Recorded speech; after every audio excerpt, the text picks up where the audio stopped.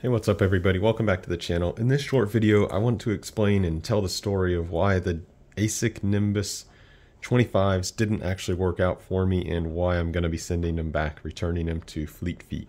So I bought these just a couple of weeks ago, and just for some background, before I had these, I had Nike Pegasus 39, which weren't causing me any issues, and I've been trying to build up my distance for an eventual half marathon later this year.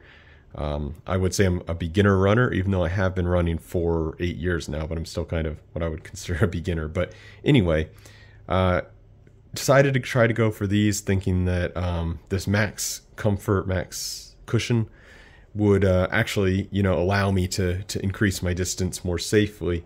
So I bought these at Fleet Feet. Real good experience with them. They let me try on a lot of different shoes, and when I tried these on in the store initially, they were very comfortable. I just was like, wow, this is like walking on a cloud. It's gonna be great. The upper, super stretchy, and it's really just everything is comfortable. I think maybe these would be a great just walk around shoe, but here's what happened. So I bought these. Actually, they didn't have the color I wanted in the store, so I ended up buying it off their website with free shipping. Came to a tax like $170, so not cheap. By far the most expensive shoes I've ever bought. And just for reference, I think I only paid about $70 shipped for my Nike Pegasus, so well over double the cost with these. Anyway, yeah, I bought them. They came a few days later, a handful of days later, and started running with them. Initially, I actually did have some issues right out the box. It's just a simple park 5K, just at the park. And first issue I had is they were hotter. My toe area was heating up more than it had been with the Nike. And here, down here in Florida, it does get pretty hot.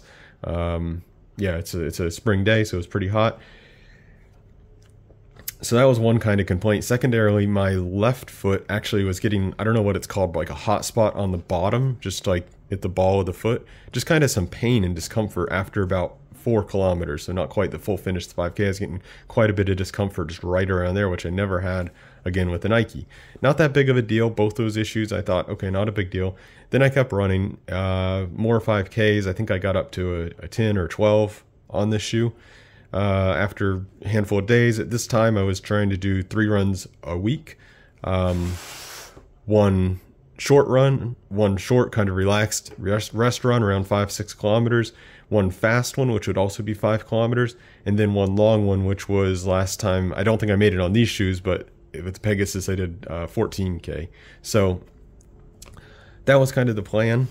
But I started running into issues after a few runs on these, and the issues, not only did I have the discomfort here and the heating, but also I started getting a shin splint in my right leg. And I've had shin splints before, so I know what they are, but still dumb me, I kind of ignored it the first time, thinking, oh, maybe it'll go away or it's not a big deal. And then I kept going, and of course it got worse, and that was the main issue. Not only that, I had a little bit of knee pain again on the right leg.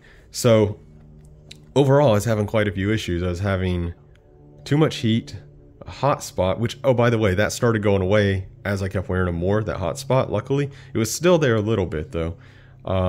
Shin splints and a little bit of knee pain, just a little bit.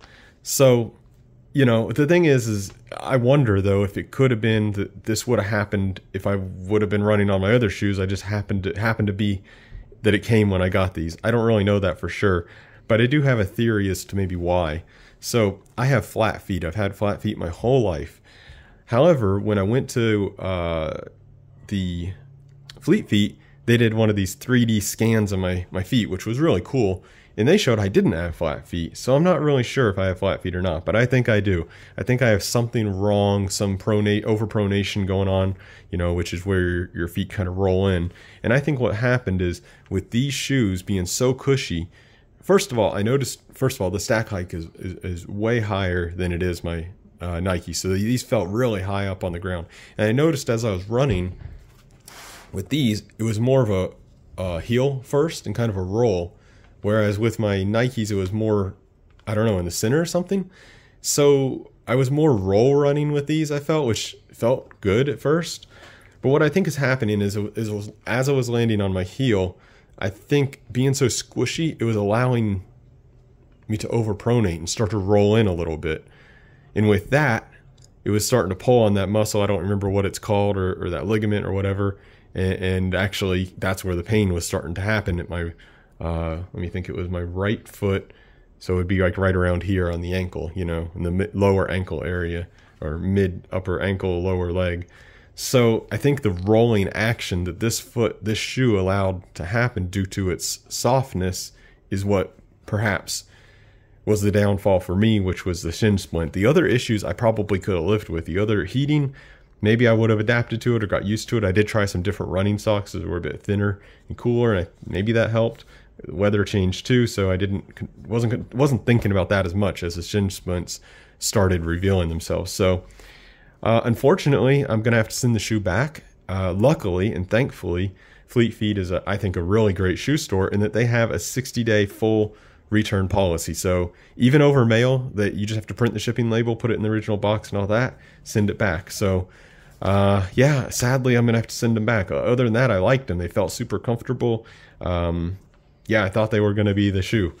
But what I'm gonna do is I'm just gonna go back to my Pegasus 39, and I'm going to run in those for a bit and hope and see how things go. And if I still start having issues, I'll update you guys, by the way, so you know, stay tuned.